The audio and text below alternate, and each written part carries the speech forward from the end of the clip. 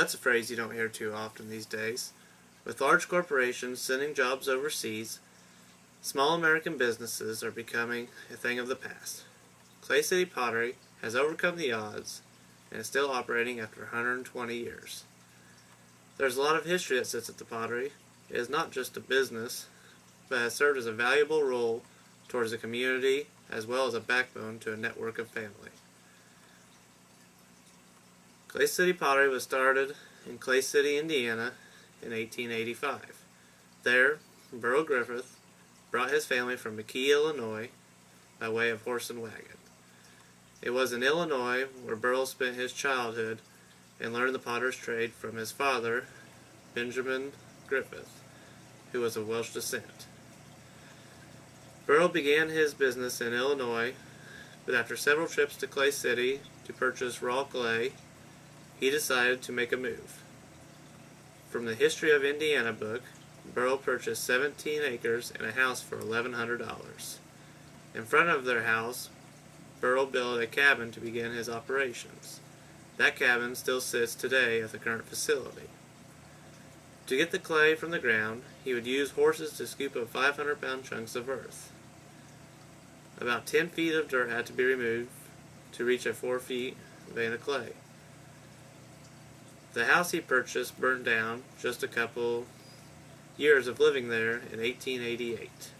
A new house was built in the same location, which also still stands there today. Burl had two sons, Ira and Clyde. Ira, in his 20s, was struck and killed by lightning. Burl was churning a jar at the time when Clyde told him of the news of Ira's death. Burl later returned and finished the piece. That jar still sits at Clay City Pottery. Clyde eventually became owner when poor health struck Burl. This began the era of major change. The biggest change was the manufacturing process altogether. The new process, Clyde had molds made of the ware and instead of hand churning each piece. The new process was called jiggering. This opened the door for mass production. To fire the large amounts of ware, he built what is presently known as the beehive kiln. It was large enough to get thousands of items in it. When Clyde felt as he had done what he set out to accomplish, he set out to the road selling pottery for Yule Pottery. The new owner was his son, Lloyd Griffith. Lloyd Judd Griffith is still to this day what Clay City remembers the pottery by. He pulled the pottery up from the Depression and kept going. A big contribution he made to the production side was replacing the steam engine with electric motors. This was a big deal This was a big deal locally at the time, since the steam engine was bought at the 1904 World Fair. This change made the Star paper. Jug also started the Clay City Pottery Festival with the help of the Lions Club. This festival used to attract thousands of people.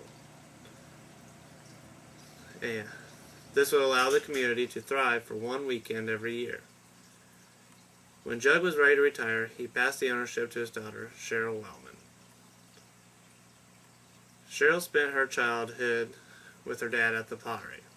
She began in production, but was needed in retail sales as the business began to grow. When Cheryl became owner, sales are what she excelled in.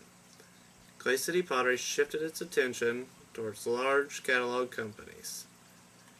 Cheryl had as many as 27 employees working under her. As larger companies have shifted towards imported goods, Cheryl says she has marketed business back to the retail sales. You can often find her at weekend gift shows and festivals around the surrounding area. Working alongside with Cheryl is her daughter Sherry. Sherry is responsible for shipping and retail sales. Being the 6th generation, I am also working at Clay City Pottery. I am in charge of the production. The Clay City Pottery has been through many changes over the years, but is still in operation. It still operates on the same family traditions. It has had its many ups and downs, including the Great Depression. It has pulled through, and then hopefully will pull through these tough economic times to be passed on to the next generation.